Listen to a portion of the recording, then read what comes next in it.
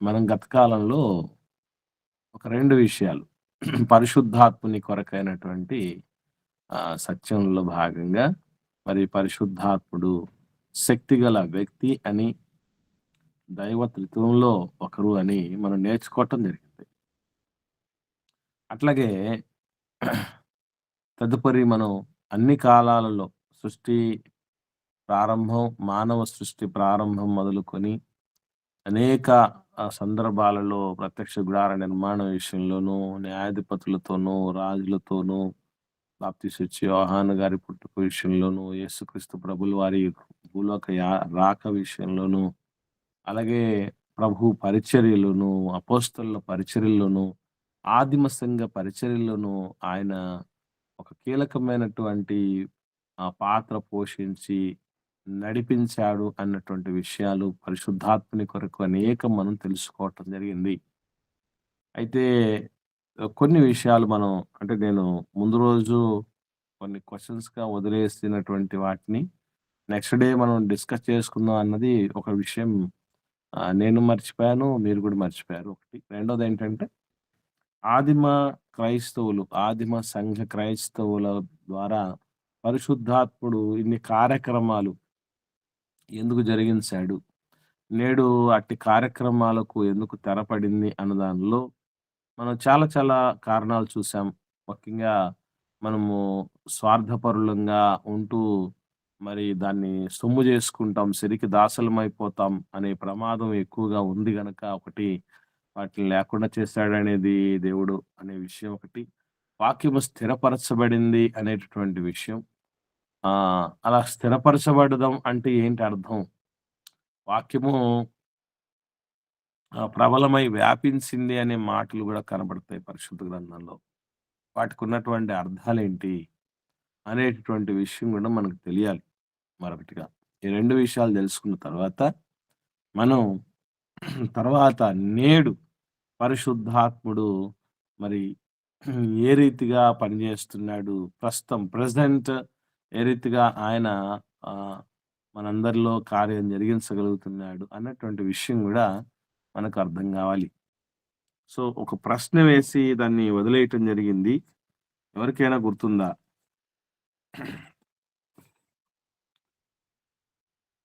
అంటే జస్ట్ విన్నాను.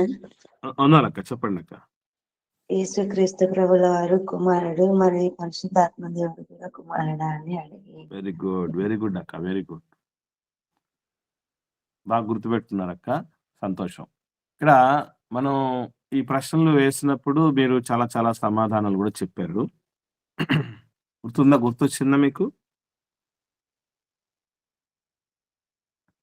ఏవండి? రైట్. ఇప్పుడు మనకి ఈ ఈ విషయమైనటువంటి స్పష్టత రావాలి. మరి ఇంతకుముందు మనం తెలుసుకున్నటువంటి విషయాల్లో చాలామంది చెప్పారు. ఏమనంటే యేసు ప్రభుల వారు తండ్రికి మొదటగా పుట్టినటువంటి కుమారుడు. తర్వాత ఈయన కూడా కుమారుడు అని చెప్పబడింది అనేది మనం కొన్ని కొన్ని ఆధారాలు చూస్తూ వచ్చాం. మీరు కూడా కొన్ని ఆధారాలు చెప్పారు. ఏవండి? కాబట్టి ఇవి కాదు, వీటికి ఆన్సర్స్ వేరే విధంగా చెప్తున్నారు అన్నటువంటి విషయాలు కూడా మనం చెప్పడం జరిగింది. ఏవండి? తన కుమారుని ఆత్మను అబ్బా తండ్రి అని మొరపెట్టు తన కుమారుని ఆత్మను మనలోనికి దేవుడు పంపాడు అనే మాటను చూపించారు గలతీయులకు రాసిన పత్రికలో నుంచి. కాబట్టి అబ్బా తండ్రి అని మొరపెట్టినటువంటిది యేసు ప్రభుల వారు. ఆయన ఆత్మ అంటే ఆయన పంపగా వచ్చినటువంటి ఆత్మ పరిశుద్ధాత్ముడు అనే తప్ప మరొకటి కాదు అన్నటువంటి విషయాన్ని తెలియపరిచి, మరి అక్కడ తండ్రికి కుమారుడు పరిశుద్ధాత్ముడు అన్న దాఖలా లేదు అని చాలామంది వాదిస్తారు. దీన్ని మనం అధిగమించడానికి ఏం చేయాలి? నిజంగా అలాంటి మెన్షనింగ్ ఎక్కడ బైబిల్‌లో లేదా? పరిశుద్ధాత్ముడు దేవుడికి, తండ్రి అయిన దేవునికి కుమారుడవుతాడన్నటువంటి విషయం ఎక్కడా లేదా? లేకపోతే ఉందా? ఈ ఆధారం కాకుండా ఇంగా వేరే ఆధారాలు ఏమైనా ఉన్నాయా?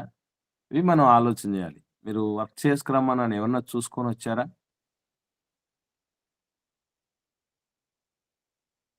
అబ్బా తండ్రి అని మొరపెట్టు తన కుమారుని ఆత్మను మనలోనికి పంపించాడనే ఆధారం కాకుండా వేరే ఆధారాలు ఏమైనా సేకరించడం జరిగిందా? ఏమన్నా ఆలోచన చేశారా? లేదు ఏమీ లేకపోతే అదైనా చెప్పండి. ఏ విషయం అయితే మీరు తెలియపరిస్తే మిగతావి మనం ముందుకు సాగొచ్చు.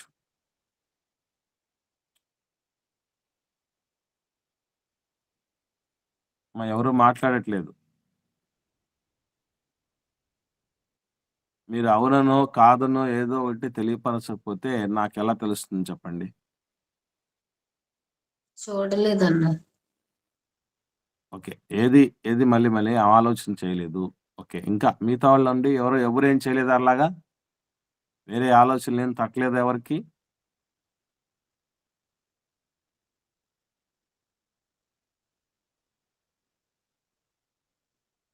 నాకు గూడా తట్టలేదన్నా. ఓకేనండి. రైట్. సరే. ఎవరికీ తట్టలేని పరిస్థితి ఉంది గాబట్టి, ఇక్కడ మనం గుర్తుపెట్టుకోవాల్సిన విషయం ఏంటంటే, బైబిల్ గ్రంథంలో కొన్ని మాటలు ముఖ్యంగా మనం ఎక్కువ చదువుతూ ఉంటాం. ఎఫ్‌సీ‌లు రాసిన పత్రికలో 4వ అధ్యాయము 6 వచనం. ఎఫ్‌సీ‌లు రాసిన పత్రిక 4వ అధ్యాయము 6 వచనం. అందరికీ తండ్రి అయిన దేవుడు ఒక్కడే. ఆయన అందరికీ పైగా ఉన్నవాడై అందరిలోనూ వ్యాపించి అందరిలో ఉన్నాడు. గమనించండి ఇక్కడ మనకు క్లూ కనపడుతుందా?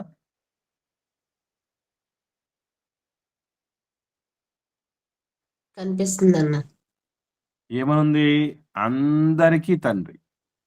అందరికీ తండ్రి అన్న దగ్గర మనం ఎవరిని గూడా జేసుకోవచ్చు? యేసుప్రభుల వారిని, పరిశుద్ధాత్ముడిని తీసుకోవచ్చు. ఇంకను 3వ అధ్యాయానికి వద్దాం. 14వ వచనం. ఎఫెసీయులకు రాసిన పత్రిక 3వ అధ్యాయము 14వ వచనం. ఈ హేతువు చేత పరలోకమందును భూమి మీదను ఉన్న ప్రతి కుటుంబము ఏ తండ్రిని బట్టి కుటుంబమని పిలువబడుచున్నదో ఆ తండ్రి ఎదుట నేను మోకాళ్ళూని. గమనించండి. ఇక్కడ ఇది అద్భుతమైనటువంటి ఆధారం. పరలోకంలో కూడా ఏముందటండి? కుటుంబం. పరలోకంలో కూడా కుటుంబం ఉంది. ఆ కుటుంబానికి ఎవరున్నారు? తండ్రి ఉన్నాడు. కుటుంబానికి తండ్రి ఉన్నాడు. పరలోకపులో కూడా కుటుంబం ఉంది. ఆ కుటుంబానికి తండ్రి ఉన్నాడు. తండ్రి ఉండాలంటే ఎవరుండాలి? పిల్లలు ఉండాలి కదా! ఇప్పుడు పరలోకంలో ఒక కుటుంబం ఉందంట. ఆ కుటుంబానికి తండ్రి ఉన్నాడంట. తండ్రి ఉన్నాడంటే పిల్లలు ఉండాలి. పిల్లలుగా ఎవరున్నారు అక్కడ? తండ్రి అయిన దేవుడిని పక్కన పెడితే ముగ్గురు మాత్రమే ఉన్నారు పరలోకంలో. యేసుక్రీస్తు ప్రభువారు, పరిశుద్ధాత్ముల వారు, దేవదూతలు. వీళ్ళు ముగ్గురు ఉన్నారు కదా! వీళ్ళ ముగ్గురులో ఇక కుమారులు అయ్యేది ఎవరిక? కుమారులు కానోళ్ళు ఎవరు? అయ్యేవాళ్ళు ఎవరు? దేవదూతల సేవకులు కదనా? కాబట్టి వాళ్ళు కారు. ఇంక మిగిలిన వాళ్ళు యేసుక్రీస్తు ప్రభుల వారు, పరిశుద్ధాత్మ దేవుడు. కాబట్టి వీళ్ళు ఇరువురు ఏమవ్వాలి తండ్రికి? కుమారులు అయితే. అది మనకు ఇక్కడ ఉన్నటువంటి ఆధారం. ఓకేనండి. కాబట్టి ఈ విధంగా మనం పరలోకంలో కూడా ఒక కుటుంబం ఉంది. ఆ కుటుంబానికి తండ్రి ఒకడున్నాడు. ఆయనకు పిల్లలుగా మిగిలినటువంటి పరిశుద్ధాత్ముడు యేసుప్రభుల వారు ఉన్నారు అనేటువంటి విషయం మనం తెలుసుకోవచ్చు. ఓకే. అయితే మరొక విషయం ఏంటంటే ఎక్కడా గాని పెద్ద కుమారుడు యేసుప్రభుల వారు, రెండో కుమారుడు పరిశుద్ధాత్ముడని మెన్షనింగ్ లేదు బైబిల్‌లో అంతట్లో. ఎక్కడ మీరు చూసారా? మనకెక్కడ కనబడదు. ఎక్కడే గాని కనబడదది. మరి ఎలా మనం కన్క్లూడ్ చేసుకోగలం అనంటే, ఆయన అందరికంటే ముందున్నవాడు యేసుప్రభుల వారు అని చెప్పబడింది బైబిల్‌లో. అందరికంటే ప్రభువు ముందున్నటువంటి వాడు. ఆయన అనేకులలో జ్యేష్ఠుడు అని చెప్పబడింది. కాబట్టి అందరికంటే ముందు ఉన్నటువంటి వ్యక్తి యేసుప్రభుల వారు అయినప్పుడు, ఆయన తర్వాత వ్యక్తి అయి ఉండాలి పరిశుద్ధాత్ముడు. ఆ రీతిగా మనం దాన్ని కూడా కన్క్లూడ్ చేసుకోవచ్చు. రైట్. ఇది అయిపోయింది. తర్వాత అసలు ప్రారంభ సంఘంలో బుద్ధివాక్యము, జ్ఞానవాక్యము, విశ్వాసము, ప్రవచనాలు తెలియపరచటము, తో మాట్లాడటం, భాషల అర్థాలు చెప్పటం, దెయ్యాలను వెళ్ళగొట్టడం, స్వస్థపరిచే వరం రావటం, ఇన్ని ఎందుకు వాళ్ళకు మాత్రమే చేసి, అందించి మనకు తీసేసాడు అన్నది మరొక కారణం మనం చూద్దాం. అంటే గత కాలంలో చూసిన 2 కారణాలతో పాటుగా మరొక కారణం కూడా ఉంది. అది మనం చూడగలిగితే కొరింథీయులకు రాసిన మొదటి పత్రిక 14వ అధ్యాయం 3, 4 వచనాలు చూద్దాం.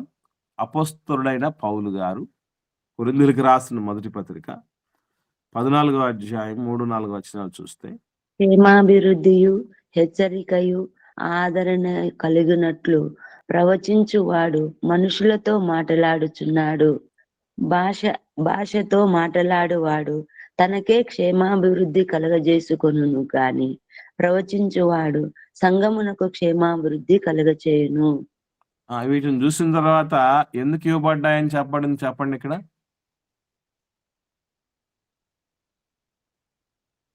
ఈ వరాలన్నీ ఆదిమ సంఘాలకు ఎందుకు ఇవ్వబడ్డాయి అనేది అక్కడ ఉంది. సంఘానికి క్షేమాభివృద్ధి కలుగుట కొరకు. సంఘానికి క్షేమాభివృద్ధి కలుగుట కొరకు. ఎందుకు అప్పుడే అవసరం, ఇప్పుడు అవసరం లేదంటారా? సంఘ క్షేమాభివృద్ధి ఇప్పుడు అవసరం లేదా? అవసరమే అన్న. మరి అవసరమైనప్పుడు ఇవన్నీ మనకు కూడా ఇచ్చింటే బాగుండు కదా.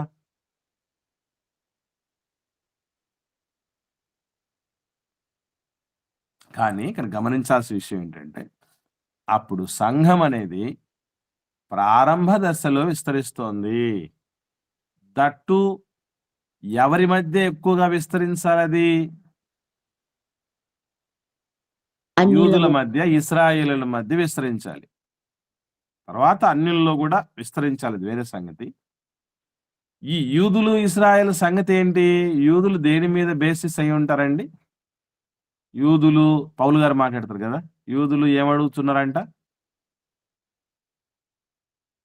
యూదులు ప్రపంచంలో ఒక్కొక్క జాతికి ఒక్కొక్క పిచ్చి ఉంటుంది, కామన్. క్రియలు అడుగుతున్నారు. అది యేసు ప్రభుల వారి దగ్గర కూడా వచ్చినప్పుడు మత్తయి సువార్త 12వ అధ్యాయంలో కూడా అడిగేటప్పుడు ఏమంటారు తెలుసా? ప్రభువా, ఆకాశం నుంచి మాకు ఒక సూచన చూపించు అంటారు. అలా ఎప్పుడు కూడా వీళ్ళు సూచక క్రియలు అనేటటువంటి పరిస్థితి. ఈవెన్ హేరోదు రాజు కూడా యేసు ప్రభుల వారి గురించి విన్నప్పుడు కూడా ఇదే ఎక్కువ విన్నాడు. ఏం చేస్తాడండి యేసు ప్రభుల వారు? ఈ సూచక్రియలు మహత్కారాలు ఏమైనా చేస్తాడేమోనని, ఏమైనా చేయగా నేను ప్రత్యక్షంగా చూద్దాం అనేటటువంటి మైండ్ సెట్ తోనే అతను ఉన్నాడు. అంటే అక్కడ రాజులు కానీ, లేదంటే సామాన్య ప్రజలు కానీ అందరూ కూడా ఈ సూచక్రియల మీదనే బేసిస్ అయినటువంటి వ్యక్తులు. మరి అట్టాటోడు నమ్మడానికి ఎలా వెళ్ళాలి? మరి మూగోడికి విషయం అర్థం కావాలంటే ఏమవ్వాలి? మనం మాటలు వచ్చిన వాళ్ళం కూడా సైగలతో మాట్లాడాలి. అంతే, మనం కూడా మూగోళ్ళలాగానే మనం మారిపోవాలి. అప్పుడు కానీ వాళ్ళకి అర్థం కాదు. ఇది మీకు అర్థమైతే, ఆనాడు ఎక్కువ మందికి క్రీస్తునికి వచ్చిన సత్యం చేరటానికి వాళ్ళు ఏ దాని మీద అయితే ఆధారపడి ఉన్నారో, దేని మీద అయితే వాళ్ళు గురి కలిగి ఉన్నారో వాటితోనే సత్యాలలోనికి తీసుకురావటం జరిగింది. ఇప్పుడు మనం ఆ బ్యాచ్తో ఉండాల్సిన వాళ్ళం కాదు, మనకు వాటితో సంబంధం లేదు. ఈవెన్ మనం ఎలాంటి వాళ్ళం అంటే, ముఖ్యంగా చూడండి, మిగతా దేశస్తులు, మిగతా జాతుల వాళ్ళ సంగతి ఏంటంటే ఎలా ఉంటుందో అర్థం కావటానికి, మిగతా జాతుల గురించి మనకి ఎక్కువ తెలియదు కనుక మన భారత జాతిని ఎగ్జాంపుల్గా తీసుకొని చెప్తున్నాను. మనము స్వాతంత్రం పొందాం. మన దేశానికి స్వాతంత్రం వచ్చింది కదా. మరో 2 ఏళ్ళు పోతే ఎన్నేళ్ళు అవుద్దండి స్వాతంత్రం వచ్చి భారతదేశానికి? 89 1947 నుంచి 2027కి 80 ఏళ్ళు. సో ఈ 80 ఏళ్ల క్రితం మన వాళ్ళు, మన పితరులు, పెద్దవాళ్ళు అందరూ కూడా ఏం చేశారు అని నిత్యం వింటూ నమ్మి ముందుకు సాగుతాం చెప్పండి. వాళ్ళు మన దేశం కోసం పోరాటాలు చేశారని, ఆత్మార్పణలు చేశారని, ధనాలు పోగొట్టుకున్నారు, మానం పోగొట్టుకున్నారు, ప్రాణాలు పోగొట్టుకున్నారని నమ్ముతున్నాం. అవునా? వాళ్ళు మనం చూసామా? లేదు నాకు విన్నాము. పోరాటం చేశారో లేదో మనకేం తెలుసు, నేను చూస్తే కానీ నమ్మ అన్నారు అనుకోండి. అసలు ఆ రకమైన భావజాలమే మన జాతిలో ఉండదు. బేసికలీ గత కాలంలో వాళ్ళు మనము చూడనటువంటి పితరుల చరిత్ర గురించే మనం నమ్మి ముందుకు సాగుతూ ఉంటాం. అంటే మనం యూదుల లెక్క ఈ సూచక్రియలు, మహత్కార్యాలు ఇవన్నీ జరిగితే తప్ప మనం నమ్మం అనే బ్యాచ్ కానే కాదు. కాబట్టి మన గురించి ఒకవైపు దేవుడికి తెలుసు. దట్టు మనం సరైన పునాది మీద నిలబడాలి. పునాది ఏంటి అంటే సత్యమే పునాది. వాక్యాధారముతోనే నమ్మగలగాలి. ఇప్పుడు మన చరిత్రలోకి సంబంధించి ఎన్నెన్నో మాట్లాడి చెప్తున్నారు. ఆ రాయబడినదన్నంతటి మనం నమ్మట్లా. అసలు లోకంలో రాయబడిన వాటికి ఆధారాలు ఉండకపోవచ్చేమో కానీ దైవ గ్రంథానికి, దేవుడి మాటలకి నిలువున అనువున మనకు ఆధారాలు కొలలుగా కనబడుతూ ఉంటాయి. కనుక మనం అందరం కూడా ఈ రకమైనటువంటి విశ్వాసానికి మనం మౌళ్ళవుతాం గనక, దట్టు అది చాలా శ్రేష్టమైనది గనక, అదే బలమైనది గనక, స్థిరమైనది గనక దేవుడు ఇప్పుడు సూచక్రియలు చూసి నమ్మే పరిస్థితి లేదు. ఇప్పుడు చూచి నమ్ముట వారి కంటే చూడక నమ్ము వారే ధన్యులు. కాబట్టి మనల్ని ధన్యులు చేయటానికి దేవుడు దీన్ని తీసేశాడు గాక అని అరే మనం వాటన్నిటి మిస్ అయిపోయామే అని బాధపడాల్సిన పని లేదు. అర్థమైందండి? 1వ తరగతి వాడికి అమ్మ అనే కాన్సెప్ట్ అర్థం చేయించడానికి ఏం చేసింది గవర్నమెంట్? పెద్ద ఫోటో పెట్టింది. అది కూడా ఏంటి? ఆడ కూతురు బిడ్డను ఒళ్ళో పెట్టుకున్నదో లేకపోతే భుజం దగ్గర ఎద మీదకి పెట్టుకున్నదో అన్న బొమ్మను చూపించి అమ్మ గురించి మాట్లాడుతుంది. ఇప్పుడు మనకు అమ్మ అనేది కాన్సెప్ట్ అర్థం కావాలనుకోండి, మనకు బొమ్మ అవసరం మనకే. అది అంటే వాళ్ళది ఆ స్టేజ్. 1వ తరగతి కేజీ స్థాయి వాళ్ళది, మనది పీజీ స్థాయి. కనుక మనకు వాటి అక్కర లేదు అనేది మనం అర్థం చేసుకోవాలి.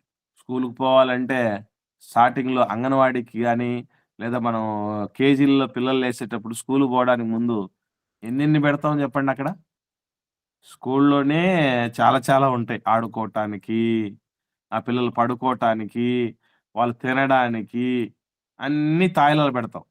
ఇప్పుడు 10th క్లాస్లో పోయినప్పుడు, ఇంటర్మీడియట్లో ఉన్నప్పుడు కూడా అవసరం అవి? అవసరం లేదు కదా. ఎస్, అలాగా స్టాండర్డైజ్ అయ్యాం మనం అనేటువంటి విషయం గుర్తుంచుకుంటే అయ్యో అవి లేవు ఇవి లేవు అని మనం ఎప్పుడు బాధపడము. సో ఈ 2 డౌట్లకి మనకు ఒక క్లారిటీ వచ్చింది.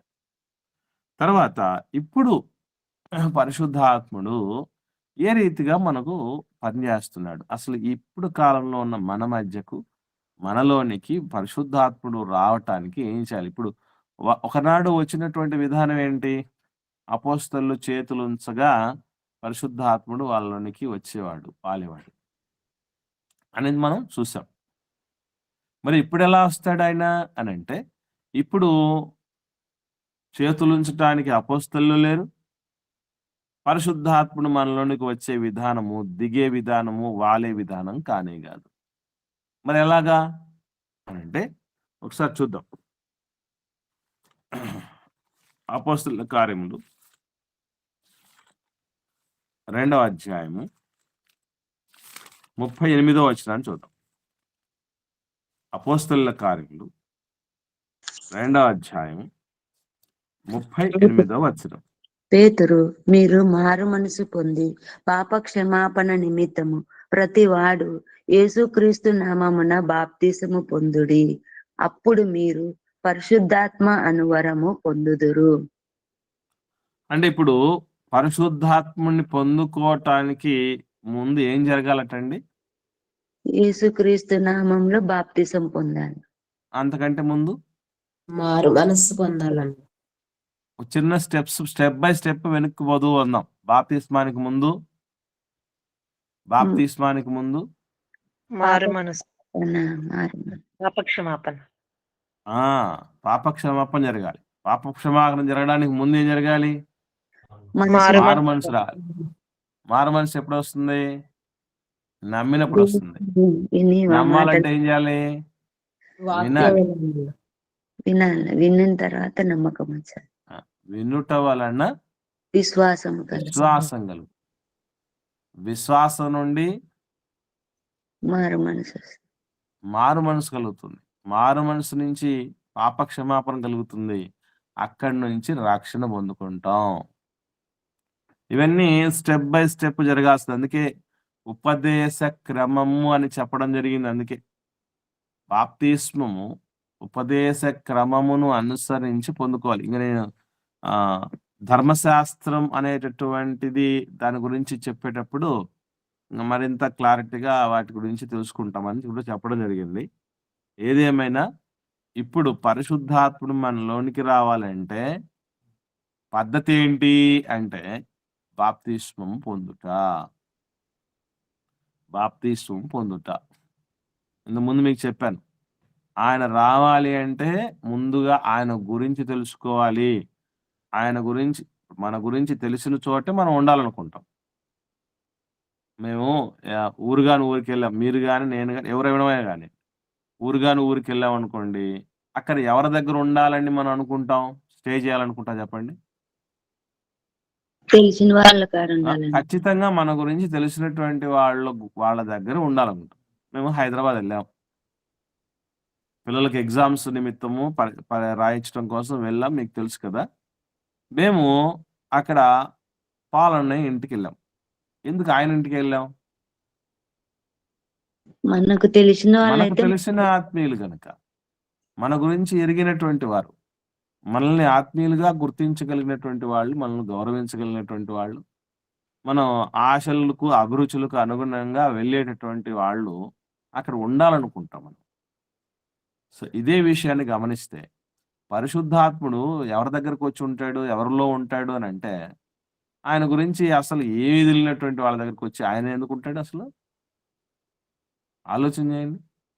మీరు ఎవరో తెలియని వాళ్ళ ఇంట్లో వెళ్ళి ఉంటారా? మీ గురించి ఏం తెలియదండి వాళ్ళకి. వాళ్ళ దగ్గరికి మీరు పోతే అసలు వాళ్ళు యాక్సెప్ట్ చేయగలరా? అది వాళ్ళ దగ్గర మనం వెళ్ళాలనుకుంటాం. ఫస్ట్ పాయింట్, మనం వెళ్ళాలనుకోము, అసలు అనుకోం. వాడు ఎవరో తెలియనప్పుడు వాళ్ళ దగ్గర నేను ఎట్లా వెళ్ళాలరా అని అంటాం. వాళ్ళకు మనము తెలీదు, మనకు వాళ్ళు తెలీదు. పరిశుద్ధాత్ముని కొరకు కూడా ఈరోజు మనం ఇప్పుడు దాకా తెలుసుకున్న విషయాలు, ఎన్ని విషయాలు మనకు తెలియని ఉన్నాయి చూడండి. వ్యక్త శక్త అన్న దగ్గర నుంచి మొదలుకొని అసలు ఆయన ఉనికి ఎక్కడ ప్రారంభమైంది, ఎలా ప్రారంభమైంది, ఎలాంటి కార్యక్రమాల్లో ఆయన పాలు పంపులు పొందుతూ వస్తున్నాడు, ఆయన నడిపిస్తూ ఉన్నాడు అని చూస్తే పరిశుద్ధాత్ముని పాత్ర అద్భుతమైన, అమోఘమైన, అద్వితీయమైనటువంటి పాత్రగా మనకు కనబడింది. కనుక పరిశుద్ధాత్ముడు నేడు మనకు కావాలి అంటే ఎస్పెషల్లీ ఏం తెలుసుకోవాలి? ఏం తెలుసుకోవాలండి? ఆయన కొరకు తెలుసుకోవాలి కదా. ఆయన గురించి ముందు తెలియాలి కదా. ఆయన వస్తే మనకి ఏంటి అనేది కూడా అర్థం కావాలి కదా. ఇన్ని తెలిసిన తర్వాత ఆయన మనలో స్వీకరించడానికి దేవుడు ఏదైతే కార్యక్రమాల్లో గుండా వెళ్ళమన్నాడో, ఒక పద్ధతి గుండా వెళ్ళమన్నాడో ఆ పద్ధతి గుండా వెళ్తాం. కనుక దయచేసి గమనించండి, అందుకొరకు ఆయన గురించి ఇన్ని డీటెయిల్స్ మనకు అవసరం. సో నేడు పరిశుద్ధాత్ముడు మనలోనికి రావాలి అని అంటే రక్షణ బాప్తిస్మం అనేటటువంటిది పొందాలి. దట్టు పొందడానికి ముందు ఏం పొందాలి? పొందటానికి ముందు ఏం తెలిసి పొందాలండి? పరిశుద్ధాత్ముని గురించి పూర్తిగా తెలిసి పొందాలి.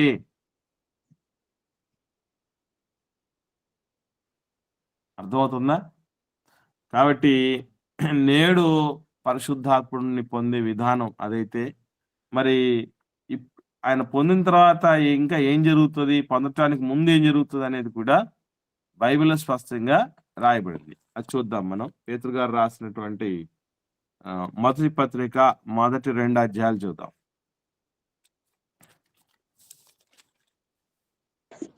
యేసుక్రీస్తు మొదటి అపోస్తుడైన వచనంలో 2 వచనాలకు, మొదటి అధ్యాయములో తొలి 2 వచనాలు. యేసుక్రీస్తు అపోస్తుడైన పేతురు తండ్రి అయిన దేవుని భవిష్యత్ జ్ఞానమును బట్టి ఆత్మ వలన పరిశుద్ధత పొందిన వారై విధేయులగుటకును యేసుక్రీస్తు రక్తము వలన ప్రోక్షింపబడుటకును ఏర్పరచబడిన వారికి, అనగా పొంతు, గలతియా, కపదోకియా, ఆసియా, బితూనియా అను దేశముల యందు చెదరిన వారిలో చేరిన యాత్రికులకు శుభమని చెప్పి వ్రాయున్నది. మీకు కృపయు. చాలక్క, ఇక్కడ గమనించండి. దీన్ని చదివిన తర్వాత, ఈ 2 వచనాలు చదివిన తర్వాత పరిశుద్ధాత్మని పని, కార్యం ఏం చేస్తున్నట్టు అనిపించింది మీకు? చెప్పండి. ఆత్మ వలన పరిశుద్ధపరచబడ్డారని. అది అంటే పరిశుద్ధత మనకు రావటానికి క్రీస్తు రక్తము, దానితో పాటుగా ఏం రావాలి? ఆత్మ వలన పరిశుద్ధత వస్తుంది. ఎందుకు ఆయన వల్ల పరిశుద్ధత వస్తుంది? ఆయన పేరేంటి? ఆయన పేరే పరిశుద్ధాత్మ. అంటే పరిశుద్ధ పరచే ఆత్మ అని అర్థం. ఓకే అండి. కాబట్టి మనల్ని పరిశుద్ధ పరుస్తూ ఉంటాడు. అంటే రక్షణ పొందక మునుపు పరిశుద్ధ పరిచి ఒప్పింపజేస్తాడు. ఆయన మనకు ఈ రక్షణ కార్యంలో చాలా కీలకమైన పాత్ర పోషిస్తాడు. ఆయన పాపమును గురించి, నీతిని గురించి, రాబో తీర్పును గురించి మనల్ని ఒప్పింపజేసేటటువంటి పని ఆయనది. కాబట్టి అరే, మనం నిజంగా పాపంలో ఉన్నాం, పాపం చేస్తున్నాం, మనం పాపంలో మునిగి ఉన్నాము, చిచి పాపం చాలా ప్రమాదకరమైంది, దీనిలో నుంచి ఎలాగైనా బయటపడాలి అనేటటువంటి ఆలోచన మనకు రక్షణ పొందటానికి మునుపు ఆయన ప్రేరణతో రాయబడిన లేఖనాలను మనం వినేటట్టు, విధేయత చూపించేటట్టు చేయగలుగుతాం. ఆ తదుపరి కూడా మనం ఏం చేయడం, ఆయన కార్యం ఏమేమి ఉంటుందంటే, రక్షణ పొందటానికి ముందు ఇదైతే, మనం పరిశుద్ధపరచబడ్డానికి ఆయన దోహదపడతాడు అనేది అయితే రక్షణ పొందటానికి ముందు.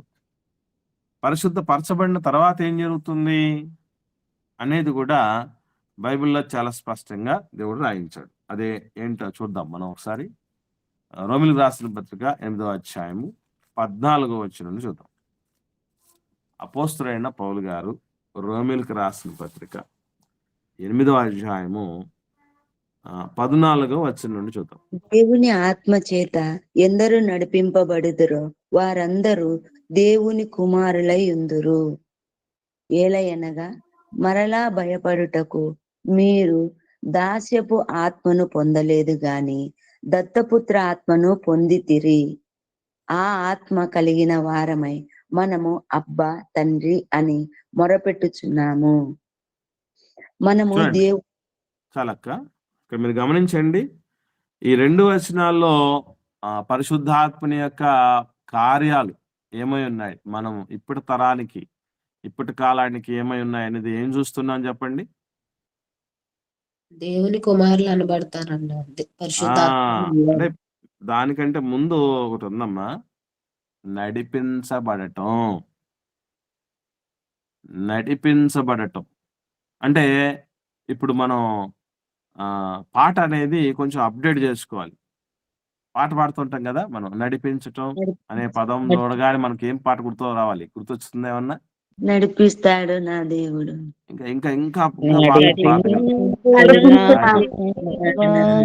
ఇప్పుడు నడిపించు నానావా నడి సంద్రమున దేవా అంటే దేవుడు ఏమంటాడు తెలుసా? ఆయన నడిపించటానికే నేను వచ్చిన పరిశుద్ధాత్మని పంపించాను కదయ్యా, ఇప్పుడు మళ్ళా అడుగుతావు ఏంట్రా నువ్వు అంటాడు ఆయన. కాబట్టి ఆ నావను నడిపించటానికి, మన బతుకు నావని దరిచేర్చటానికి, మనల్ని నిత్యము నడిపించటానికి పరిశుద్ధాత్మని మనలో దేవుడు పంపించాడు. సో ఆయన చేత నడిపించబడుతూ ఉండగానే మనం ఏమైపోతాం? దేవుని యొక్క పరిపూర్ణమైన బిడ్డలంగా మారిపోతాం. అందుకే కుమారుడు దేవుని ఆత్మ చేత ఎందరూ నడిపించబడతారో వారందరూ దేవుని కుమారులు అవుతారు. అంటే ఆయన కుమారులు నడిపింపులో లేకపోతే, మన సొంత నడిపింపులోకి వెళ్ళిపోతే చెప్పండి. మన సొంత నడిపింపు ఇప్పుడు అందుకే మీరు వాక్యం నేను ఇంతకుముందు చెప్పాను, మీతో పంచుకోవడం జరిగింది. పరిశుద్ధాత్ముని కొరకు వాక్యం వినడానికి ముందు ఒక మాట ఎత్తుకుంటారు కొన్ని సంఘాల సహవాసాల్లో. ఏమనంటే, ఆత్మ నడుపు సత్యం సత్యములోనికి ఇప్పుడే అంటూ ఉంటారు. అంటే యాక్చువల్లీ పరిశుద్ధాత్ముడు నడిపింపు అంటే ఎట్లా ఉంటది? అది కూడా మనకు తెలియాలి. కొంతమంది పరిశుద్ధాత్మను నడిపింపు అంటే ఏమంటారు? బాగా డ్రమ్ము బీట్‌కు ఎగురుతే ఉంటే అది పరిశుద్ధాత్మ నడిపింపు అంటారు. అవునా కాదా? అర్థం పర్థం లేనటువంటి భాష మాట్లాడుతూ ఉంటే అది పరిశుద్ధాత్మ నడిపింపు అనుకుంటూ ఉంటారు. ఇంతకు మనకు పరిశుద్ధాత్మ నడిపింపు అంటే అర్థం ఏంటి అని అంటే, పరిశుద్ధాత్ముని ఉనికి ఎక్కడ ఉంది? లేఖనాల్లో ఉంది. పరిశుద్ధాత్మ చేత ప్రేరేపించబడిన వారే దేవుని మూలంగా పలికారట మనుషుడు. ఈ బైబిల్ గ్రంథాన్ని రాసిన వాళ్ళందరి ఈ ఏవైతే లిఖించబడిన లేఖనాలు ఉన్నాయో, ఆ లేఖనాల యొక్క ప్రేరణ వెనక ఉన్నటువంటి ప్రేరణే పరిశుద్ధాత్ముడైనప్పుడు, లేఖనానుసారంగా బ్రతకాలి అని మనం వాక్యానుసారంగా బతుకుతూ ఉంటున్నాము అంటే, అదే పరిశుద్ధాత్ముని నడిపింపు. అంతే తప్ప ఇప్పుడు ఆయన వచ్చి మన దగ్గర మనం చేయబట్టుకుని నడిపించడం అని కాదు ఇక్కడ అర్థం చేసుకోవటం. దేవుని వాక్యాన్ని, కొత్త నిబంధనలో ఉన్నటువంటి చట్టాన్ని ఉన్నది ఉన్నట్టు పాటించటమే నడిపింపు. మర్చిపోకండి. కాబట్టి అలా పాటిస్తూ వస్తూ ఉంటేనే మనం దేవుని బిడ్డలం అవుతాం. దేవుని కుమారులు, కుమార్తెలకు కొన్ని ఫైన్ క్వాలిఫికేషన్స్ ఉన్నాయి. అది మనం కూలంకషంగా తెలుసుకోవాలి. అసలు దేవుని బిడ్డ, లేదా దేవుని కుమారుడు, లేదా దేవుని కుమార్తె అంటే ఏం క్వాలిఫికేషన్సో కూడా ఇప్పటికీ మనకు తెలియదు. తెలియకుండానే మనం ఇప్పటికీ దేవుని బిడ్డలంగా చలామణి అవుతున్నాం. అదే బాధాకరమైన విషయం. ఎప్పుడైనా మనం ఆలోచన చేసామండి, దేవుని కుమారుడు లేదా దేవుని కుమార్తె అంటే ఎట్లా ఉండాలి, ఎలా ఉండకూడదు? ఏమైనా కొన్ని సిమ్టమ్స్ చెప్పగలరా?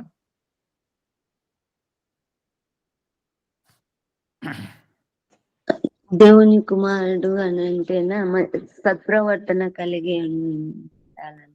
అదే సత్ప్రవర్తన అంటే మనం ఎంత క్లారిటీలోకి వెళ్ళగలిగితే, చిన్న ఎగ్జాంపుల్స్ కొన్ని అర్థం కాదు. తల్లిదండ్రులు దొంగిలించరు దోచిపెడతారు. అబద్ధం ఆడరు, సత్యమునే పలుకుతారు. అవినీతితో ఉండరు, నీతిగా పోతారు.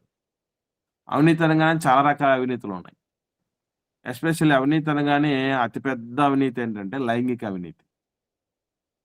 అటువంటి అవినీతితో బతకరు.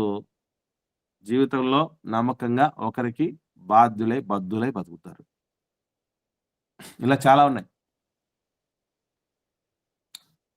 దేవుని బిడ్డ అంటే ఎలా ఉండకూడదు, ఎలా ఉండాలి అనే దానికి కూడా బైబిల్ గ్రంథంలో చాలా స్పష్టమైనటువంటి ఆధారాలు దేవుడు ప్రసాదించాడు.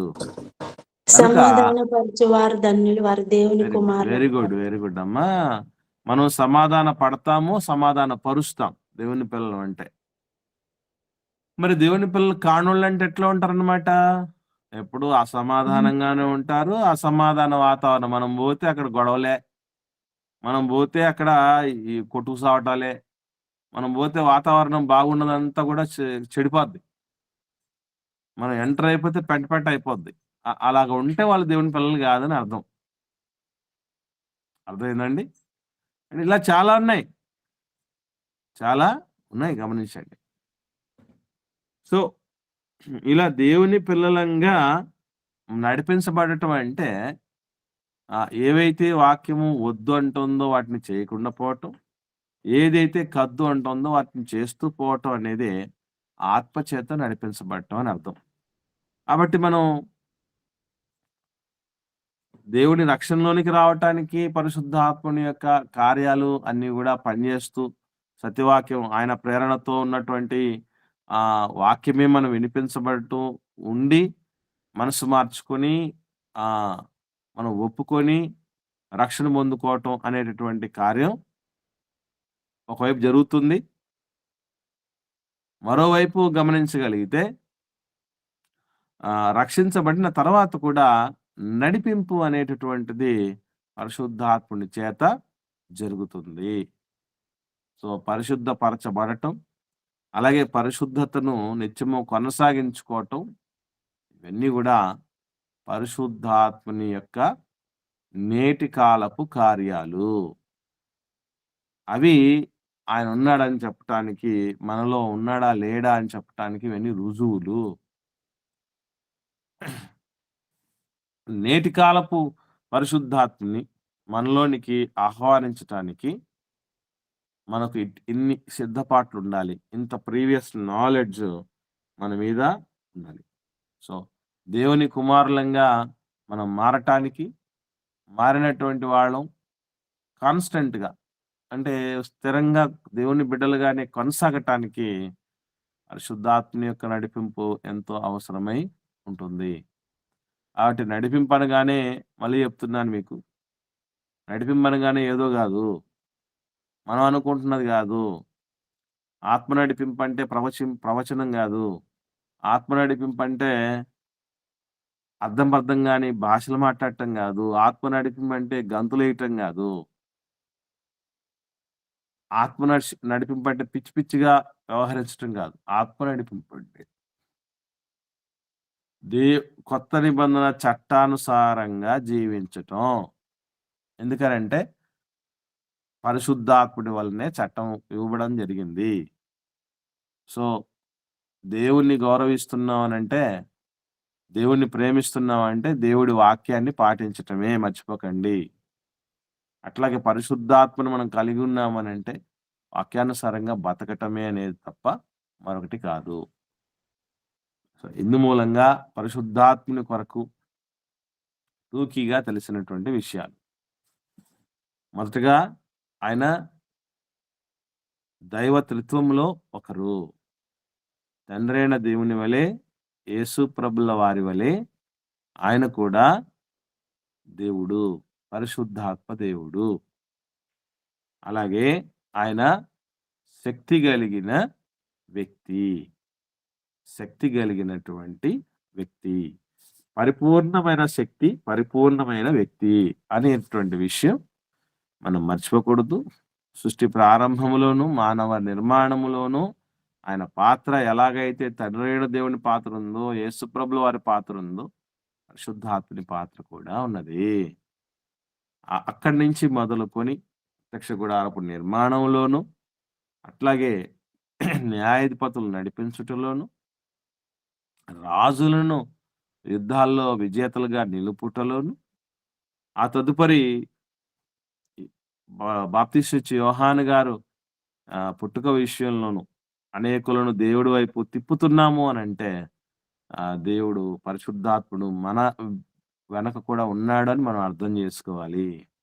ఆయన నీతి నియమాలతో, నిష్టలతో బతికాడు. మనం ఇలా నిష్టగా బతుకుతున్నామంటే ఆ పరిశుద్ధాత్మని యొక్క నడిపింపు మనలో కూడా ఉంది అని మనం అర్థం చేసుకోవాలని తెలుసుకోవటం జరిగింది. అలాగే యేసు ప్రభుల వారి ఈ భూలోక రాక విషయంలో కూడా పరిశుద్ధాత్మ యొక్క పాత్ర ఉన్నది. తదుపరి యేసు ప్రభు పరిచర్యలు ఎన్నైతే ఉన్నాయో ఆ పరిచర్యలు అన్నింటిలో కూడా పరిశుద్ధాత్మని పాత్ర అనేది మనం చూస్తూ వస్తున్నాం. అపోస్తలుల యొక్క చర్యల్లో అనేకమైనటువంటి పాత్రలు పరిశుద్ధాత్మను పోషించినటువంటి విధానం కూడా మనం చూసాం. ఆ తదుపరి ఆదిమ సంఘములో ఎన్నో విషయాలు మనం తెలుసుకోవటం జరిగింది. ఎస్పెషల్లీ ఆదిమ సంఘానికి ఏమి ఇవ్వడం జరిగిందండి? ఆదిమ సంఘానికి ఏమి ఇవ్వబడడం జరిగింది?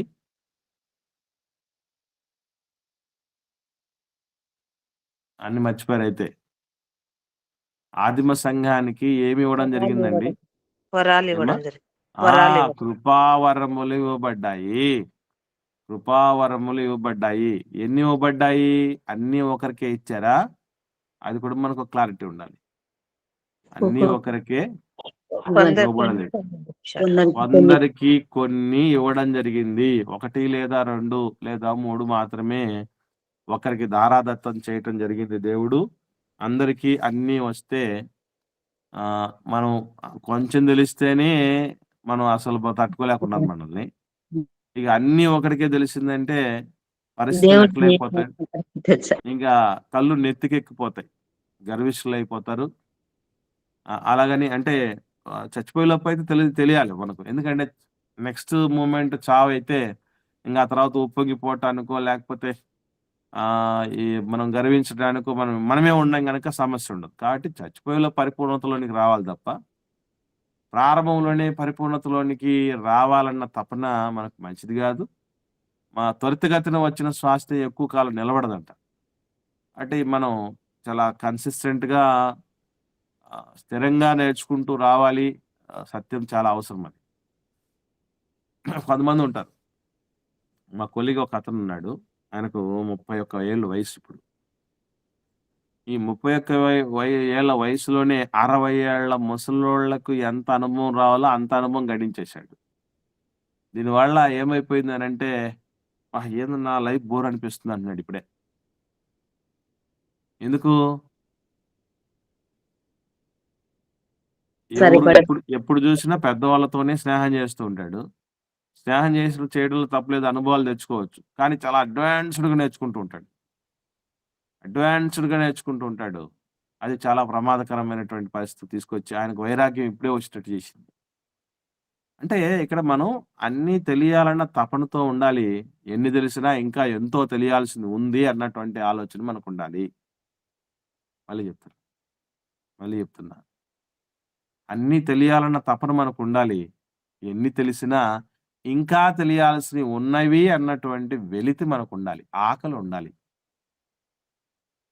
ఇప్పటికి చాలా మంది నేను చెప్తూ ఉంటాను. ఆన్‌లైన్‌కి వచ్చేటటువంటి వాళ్ళు, అప్పుడప్పుడు వచ్చేటువంటి వాళ్ళు, అసలే రానటువంటి వాళ్ళు, వీళ్ళ భావజాలం ప్రాముఖ్యంగా ఏముంటదో తెలుసా అండి? మనకు తెలియనివి ఏమున్నాయిక? మనకు తెలియనివి ఏమున్నాయి? ఎన్నేళ్ల నుంచి చదువుతున్నాం బైబిల్ మనం అనే భావన ఎప్పటికీ మంచిది కాదు. నేను చెప్తున్నాను చూడండి, బైబిల్‌ని నేను ఎప్పుడు చదివినా కూడా నేను తెలియని సంగతులు నాకు తెలుస్తూ ఉంటాయి. ఇంతవరకు నేర్చుకున్నటువంటి అనుభవాలకు మించినటువంటి సంగతులు నేర్పిస్తూ ఉంటాడు దేవుడు. బైబిల్‌నే కాదు, బైబిల్‌కి రిలేటెడ్‌గా ఏవైతే మనకు వ్యాఖ్యాన గ్రంథాలు చాలా రాసుంటారు కదా, పుస్తకాలు. ఆ రిలవెంట్ పుస్తకాలలో ఆయా వ్యక్తులు తమకు అనుగ్రహించబడిన జ్ఞానం చొప్పున రాయబడిన వాటిలో కూడా నాకు తెలియని సంగతులు ఎన్నో నేర్చుకుంటూ ఉంటాను. 25 ఏళ్ల అనుభవం సేవలోని మళ్ళీ దేవుళ్ళలోకి వచ్చి కాదు. దేవుళ్ళలోకి వచ్చి ఇంకా అంతకంటే ముందు 3 ఏళ్ళు వేసుకోవాలి. కేవలం పరిచర్య మొదలుపెట్టే 25 ఏళ్ళు అవుతూ ఉన్నా ఇంకేముంది, రేపు ఈ నెల దాటితే అయిపోయింది. జనవరికి 2001 టు 2026. 2001 జనవరి నుంచి 2026 జనవరికి 25 ఏళ్ళు పూర్తి. ఈ టైంలో కూడా ఎన్ని తెలియని విషయాలు నేర్చుకుంటూ ఉన్నానంటే నాకెప్పుడు అనిపిస్తూ ఉంటుంది, ఏ పుస్తకం చదవాలన్నా బైబిల్ సంబంధించిన పుస్తకం గానీ, బైబిల్‌లో మళ్ళీ మళ్ళీ చదవటం గానీ, ఏ పుట్టలో ఏ పాముందో అన్నట్టు, ఏ పుస్తకంలో నాకు తెలియని సంగతులు ఉన్నాయో దేవా నేను తెలుసుకోవాలి అని అనుకుంటా. తప్పు, అది చాలా మంచిది. సజీవంగా నిత్య విద్యార్థిగా మనం ఉండాలి. నిత్య బోధకుడుగా ఉండాలంటే నిత్య విద్యార్థి అయి ఉండాలి. అందుకే a best teacher is a good teacher is a good student అని అంటారు. అంటే ఒక మంచి స్టూడెంట్‌గా ఉండదగినటువంటి వ్యక్తే మంచి టీచర్ కాగలడట. నిరంతరం నేర్చుకుంటూ ఉండాల్సినటువంటి తత్వం మనకు ఉండాలి తప్ప అంతా తెలిసిపోయిందనే పరిస్థితి. కృపావరాలే అందరికీ ఇవ్వలేదు దేవుడు. దేవుడు కృపావరాలే అందరికి ఇవ్వలేదు. మీకు ఎప్పుడైనా డౌట్ వచ్చిందో లేదో, పౌలు గారికి చాలా మంది అనుకుంటూ ఉంటారు, పౌలు గారికి అన్ని పవర్స్ ఇచ్చేసాడు దేవుడు, మొత్తం ఆయనకి ఇవ్వనివంటూ ఏవి లేవు అనుకుంటూ ఉంటారు. మీలో కూడా ఎవరికైనా అలా అనిపించిందా? మళ్ళీ అడుగుతున్నాను. అలా నిజంగా అనిపించుంటే దాన్ని మీ మైండ్‌లో నుంచి తీసేసుకోవాలి. ఎందుకు అనంటే, పౌలు గారికి కూడా అందరినీ స్వస్థపరిచే ఆయనే తన్ను తాను స్వస్థతపరచుకోలేక. అది అందరికీ సాధ్యమేదక్క. అంటే మనం గూడా ప్రపంచంలో ఏ వ్యక్తి గూడా మనల్ని మనమే స్వస్థపరచుకోలేం. అది కాదు. పౌలు గారికి కూడా తెలియనివి ఉన్నాయి అని చెప్పటానికి మనకు ఏమన్నా ఒక బెస్ట్ ఎగ్జాంపుల్ చెప్పగలమా? ఇప్పుడు సిస్టర్ చెప్పింది, అక్క చెప్పారు. అది కాకుండా అది సూటబుల్ మనకు అవ్వదు. అలాంటివి ఏమన్నా మనకి ఒకటి ఇంకా ఉన్నాయని చెప్పటానికి. తట్టట్లేదా? ట్రై చేయండి. అంటే అన్నింటినీ దేవుడు అందరికీ ఎందుకు చెప్పడు అనేటటువంటి విషయం మనకు అర్థం కావాలి. మన మేలుకే అది. మన మేలుకే. ఆఖరి దశకు వచ్చిన సమయానికి అన్నీ తెలుసుకున్న తప్పులేదు కానీ, ఇప్పుడిప్పుడే అన్నీ తెలిసేసుకోవాలన్నటువంటి దాంతో ప్రాకులాడటం మాత్రం చేయకండి. ఒకవేళ అలా చేసినా ఆఖరికి మనం తెలుసుకోవాల్సింది ఒకటే, మనకి ఎంతో తెలియాల్సింది, ఎంతో తెలుసుకున్నాం కాదు, ఎంతో తెలియాల్సింది. ఈ పాఠాలన్నీ వింటున్నప్పుడు మీకు ఏమనిపించింది? మనకు తెలిసింది తక్కువ, తెలియాల్సింది ఎక్కువ. అది ఖచ్చితంగా అది ఎప్పుడైతే మనసులోకి వస్తుందోనండి, ఆశతో నేర్చుకుంటామండి. ఇంకా అన్నీ తెలిసినవి చెప్తున్నాడులే, మనకు తెలియంది ఏంటి అని అనుకున్నారనుకోండి, ఒక ఉదాసీన వైఖరి వస్తుంది, ఒక నిర్లక్ష్య ధోరణి వస్తుంది, ఒక పట్టించుకొని తత్వం వచ్చేస్తుంది. దానివల్ల ప్రయోజనం ఉండదు. ఒకసారి చూద్దాం, మనం ఒక చిన్న ఎగ్జాంపుల్ చూద్దామండి. పౌలు గారికి చాలా మంది అనుకుంటూ ఉంటారు, ఆల్ పవర్స్ పౌలు గారికి దేవుడు ఇచ్చేసాడు అని. ఈవెన్ మనం కూడా మొన్న ఒక డిస్కషన్లోకి వచ్చాం. ఏమని అంటే, డే అండ్ నైట్ పవర్స్ ఇచ్చాడు దేవుడు అని కదా. ఏ పవర్? హీలింగ్ పవర్, స్వస్థపరిచే లక్షణము. ఆయన బాడీకి తాకినటువంటి ఏ బటన్ అయినా తీసుకొచ్చి పెట్టేస్తే లేస్తారు అంటే 24 hours పవర్ ఇచ్చేసాడు. పేతురు గారికి అది లేదు. అది పగలు పగలు మాత్రమే పనిచేసేది కాదు ఆయనకు. పగల్లో ప్రతి పగలు వస్తాడా సూర్యుడు? మరి ప్రతి పగలు సూర్యుడు వస్తాడా? కొన్నిసార్లు డబ్బులు కూడా వస్తాయి. అంతెందుకు, వర్షం పడింది. ఇప్పుడు తుఫాను దిత్తా తుఫాను ఏదో పేరుంది కదా, ఇప్పుడు కొత్త రకం తుఫాను పేరు. మొన్న మంతా వచ్చింది, ఇప్పుడు ద్వితా అంట ఏదో. ఇప్పుడు ఈ తుఫాన్లు వస్తున్న టైంలలో సూర్యుడు వస్తాడా? అంటే ఈ తుఫాన్లకు వర్షాలకు టైంలో కూడా పేతురు గారి యొక్క పవర్ పనిచేయని పరిస్థితి. అని పౌలు గారి పరిస్థితి కాలాలతో సంబంధం లేకుండా, సమయాలతో సంబంధం లేకుండా పనిచేస్తుంది. అంత మాత్రం చేత అన్ని పవర్స్ ఇచ్చాడు దేవుడని కాదు సుమా, గమనించాలి. ఎలా చెప్పగలవు ఇవ్వలేదు అని?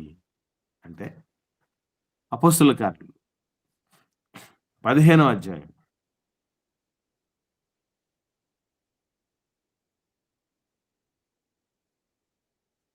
ప్రారంభం నుంచి 2 వచనాలు చూద్దాం. నేను చదువుతాను చూడండి. అపోస్తలుల కార్యములు 15వ అధ్యాయం ప్రారంభ 2వ వచనం. కొందరు యూదయ నుండి వచ్చి, మీరు మోషే నియమించిన ఆచారము చొప్పున సున్నతి పొందితేనే గాని రక్షణ పొందలేరని సహోదరులకు బోధించిరి. పౌలునకును బర్నబాకును వారితో విశేష వివాదమును తర్కమును కలిగినప్పుడు, ఈ అంశము విషయమై పౌలును బర్నబాయు తమలో మరికొందరును యెరూషలేమునకు అపోస్తలుల యొద్దకును పెద్దల యొద్దకును వెళ్ళవలెనని సహోదరులు నిశ్చయించిరి. మీరు దీన్ని చూసినప్పుడు ఏమర్థమైంది చెప్పండి? దీన్ని చూసినప్పుడు మీకు ఏమర్థమైంది? పౌలు గారికి కూడా ఇంకా సందేహాలు ఉన్నాయి. దీన్ని బట్టి పెద్దల దగ్గరికి అపోస్తల కదా! యొద్దకు వెళ్ళినారని అర్థం. ఎందుకంటే ఈయనకి అన్నీ తెలుసుంటే ఈయనే క్లియర్ చేసి పంపించేవాడు కదండీ! ఆయన అక్కడికి ఎందుకెళ్ళాలని పంపించాలనుకున్నారు పెద్దల దగ్గరికి? అందని విషయాలు ఉన్నాయి. మనం ఎప్పుడు చూసినా ఏం ఆలోచన చేస్తామంటే, పేతురు గారికి తెలియని సంగతులు గూడా పౌలు దగ్గర నేర్చుకున్నాడు. ఆయన తనకు అనుగ్రహించబడిన జ్ఞానము చొప్పున మీకు రాసాడు. కొన్ని అర్థం చేసుకోలేము. చాలా హై స్టాండర్డ్‌లో ఆయన రాసాడని పౌలు గారిని పేతురు గారు హైలైట్ చేసిందే చూసాం. అవునా? పౌలు గారికి కూడా తెలియని సంగతులున్నాయండోయ్! ఆయనకే తెలియనున్నాయంటే మనకు తెలియనివి ఎన్నుండాలి? చెప్పండి. ఆలోచన చేయండి. కాబట్టి ఖచ్చితంగా ఆదిమ సంఘంలో కొందరికి కొన్నివాడు. ఇప్పుడు? మరిప్పుడు? ఇప్పుడు గూడా అన్నీ అందరికీ రావు. మీరు చెప్పండి. అన్నీ తెలిసిన ఒక వ్యక్తి పేరు చెప్పండి నాకు. మొత్తం బైబిల్ అంతా తెలుసండి అని అనుకున్న వ్యక్తి, మీ స్మృతి పదంలో ఉన్న వ్యక్తి ఎవరన్నా ఒక వ్యక్తి పేరు చెప్తారా? మనుషులు ఎవరు లేరున్నా ఎవ్ లేకపోతే మొత్తం ఈ లోకానికి వచ్చింది క్రీస్తు ప్రభుల వారికి మాత్రమే. ఓకేనమ్మా. అది ఓకే. ఇది గాదు. మానవ మాతల విషయంలో ఆలోచన చేస్తే ఎవ్వరికీ ఉండదు పరిపూర్ణ జ్ఞానం. అలాగని రేపు పరిపూర్ణ జ్ఞానం ఎవరి దగ్గర లేదు గాబట్టి ఎవరిని పడితే వాళ్ళని ఎట్ట పడితే అటు జూసారు. అదొక సమస్య ఉంది మళ్ళీ. నీకేం తెలుసురా అందరికి ఏం తెలీదు. అందరికి పరిపూర్ణ జ్ఞానం ఏం తెలీదు అది ఇది అని. మనకంటే కాస్త ఎక్కువ తెలిసినా వాళ్ళని మనం గౌరవంగానే చూడగలగాలి. వాళ్ళ నుంచి మనం నేర్చుకోగలగాలి. ఓకేనండి? అది మర్చిపోకూడదు మనం. అలాగని నీకన్నీ తెలుసా ఏంటి? అని మనం కళ్ళునెత్తికెక్కిన పరిస్థితుల్లో మనం ఎప్పుడూ రాకూడదు. నాకు తెలియనివి మీ దగ్గరుండొచ్చు. మీకు తెలియనివి నా దగ్గరుండొచ్చు. అందుకే ఒళ్ళు దగ్గర పెట్టుకొని మనము బంధంలో ఉండాలి. ఒక బంధంలో ఉండాలి. నేర్చుకునే బంధంలో ఉండాలి. చాలా తెలుసుకోవచ్చు. ఇప్పుడు నేను అడుగుతున్నాను బాగా ఆలోచన చేసి చెప్పండి. మీరు కట్టుకున్న వాళ్ళు మీకు నేర్పించలేదా? అంటే భార్యలకు భర్తలు నేర్పించలేదా? భర్తలకు భార్యలు నేర్పించలేదా? సరే వాళ్ళంటే నేర్పుతారు అనుకుందాం. పిల్లలు నేర్పిస్తారా? నేర్పించరా చెప్పండి మీరు మనకి? పిల్లలు. నేర్పిస్తారన్న మా పిల్లల ద్వారా విన్నాను. అంటే మన కడుపున పుట్టిన బిడ్డలు గూడా మనకు చాలా నేర్పిస్తారు. అలాగైనంత మాత్రం చేత నాకు పుట్టి నాకే నేర్పేవాడివయ్యావా అనకూడదు. నాకంటే తర్వాత పుట్టి నీకేం తెలుసుంటాయి? నువ్వు జూనియర్‌వి, నువ్వు చిన్నోడివి అనడానికి. ఎంత చిన్నోళ్ళ దగ్గర నుంచైనా ఎన్నో తెలుసుకోవాల్సిన సంగతులు ఉంటాయి. మర్చిపోకండి. ఏవండీ? చాలా. అసలు కొన్ని కొన్ని సందర్భాల్లో మన పిల్లలు చూసినప్పుడు, "ఒరే! ఇంత నాలెడ్జ్ మాకు లేకపోయే గదరా!" అనిపిస్తా ఉంటదా? అనిపించదా చెప్పండి? మేము చిన్నప్పుడు ఖచ్చితంగా అనిపిస్తుంది. గూగుల్ మీట్ లో చిన్న పిల్లలు పాట పాడుతుంటేనా నాకు అదే ఆ! అనిపిస్తుంటది. అది. మాకు ఇంత నేర్పించేవాళ్ళు లేరు. వాళ్ళలాగా ఎప్పుడు కూడా పాడలేదు మేము. ఇప్పుడు మంచిగా నిన్న ఓకే. వెరీ గుడ్ అక్క. నిన్న 2 ఏళ్ళు పూర్తయ్యాయి ఒక చిన్నదానికి. ఆహ్, నన్ను అబ్బా! అబ్బా! అని దగ్గరకొస్తూ ఉంటది పాప. దానికి మైక్ ఇచ్చారు. నిన్న బర్త్‌డే జరిగింది. ఆడ ముద్దు ముద్దు మాటలతో ఏది మళ్ళీ చిత్రం ఏంటంటే, ఇంగ్లీష్‌లో బైబిలు పుస్తకాలు ఆదికాండం, నిర్గమకాండం, లేవికాండం, సంఖ్యాకాండం, ద్వితీయోపదేశ కాండం. ఈ 5 కాండాలు ఇంగ్లీష్‌లో నేర్చుకొని చెప్తుందది. ఇంగ్లీష్‌లో. జెనెసిస్, ఎక్సోడస్, లెవిటికస్, నంబర్స్, డిటిరానమీ అని అది మాట్లాడుతుంది. 12 మంది గోత్రకర్తల పేర్లు చెప్తుంది. ఆత్మఫలంలోని అంశాలు చెప్తుందది. 2 ఏళ్లకే. అరెరెరే! ఇన్ని నేర్చుకుందిరా ఇది అప్పుడే అనుకున్నా నేను. ఆ 2 ఏళ్ల చిన్నదాన్ని చూసినప్పుడు. ఈవెన్ నా ముందు కొంతమంది పిల్లలు తమ్ముళ్ళు మాట్లాడుతున్నప్పుడు కూడా చాలా ఆశ్చర్యపోతూ ఉంటాను నేను. పిల్లలు ఎంత చక్కగా నేర్చుకున్నారు. ఎన్ని విషయాలు నేర్చుకున్నారు. ఈ వయసులో నాకు తెలియలేకపోయాయే ఇవన్నీ అని అనిపిస్తూ ఉంటది. అలా అనుకోవడం చాలా మంచిదండి.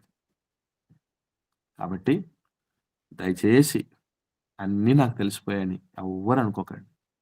తన దృష్టికి తానే జ్ఞాని అనుకుంటే వాళ్ళకంటే మూర్ఖులు లేరు అని రాయబడింది బైబిల్ గ్రంథంలో. చాలా తెలుసుకోవాలి మనం. బతికున్నంత వరకు నేర్చుకోవాలి. నేర్చుకున్నవి చక్కగా జీవితంలో పాటించాలి. ఓకేనండి. కాబట్టి నేడు పరిశుద్ధాత్ముని యొక్క కార్యాలు రక్షణ పొందడానికి ముందు, రక్షణ పొందుకునే విధంగా ఆయన దోహదపడతాడు. పరిశుద్ధపరచబడతాం మనం. పరిశుద్ధతను మనం కాపాడుకునే క్రమంలో ఆయన చేత నడిపించబడుతూ ఉంటాం. నేడు పరిశుద్ధాత్ముని యొక్క కార్యాలు ఇవి. ఓకే అండి. ఇప్పుడుతో పరిశుద్ధాత్మను గురించిన సత్యం అయిపోయింది. తర్వాత పాఠం దేవదూతలు. దేవదూతల గురించి కూడా చాలా చాలా విషయాలు ఉన్నాయి. వాటి గురించి మనం తెలుసుకునే తదుపరి ప్రయత్నం చేద్దాం. ఇప్పటి వరకు విన్న వాటిలో పరిశుద్ధ ఆత్మని కొరకు ఎవరికైనా ఏమైనా సందేహాలు ఉంటే దయచేసి అడగండి. లేని పక్షాన అధ్యక్షుల వారికి సమయాన్ని అప్పగిస్తున్నాం.